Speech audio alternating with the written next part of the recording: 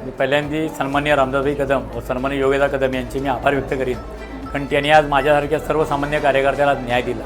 2006 पासून जर माझा प्रवास बघितला तर ही माझी तिसरी टर्म आहे। नगरपालिकेचा अनुभव मोठा होता, पण शेवटी पद हे तेवढेच महत्त्वाचं असतं आणि पद मला देण्यासाठी त्यांनी माझ्यावर तो विश्वास ठेवला, त्याबद्दल मी पहिल्यांदा त्यांचे आभार व्यक्त करतो।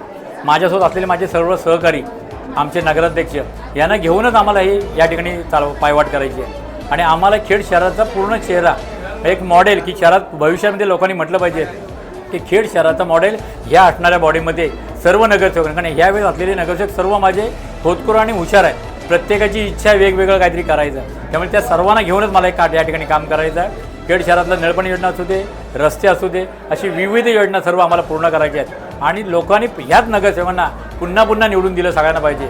आम्ही फक्त एका वार्डपुरतं काम नाही करणार आहोत, तर आम्ही अख्ख्या प्रभागासाठी आणि अख्ख्या शहरासाठी काम करणार आहोत। यातच बोलतो, जय महाराष्ट्र।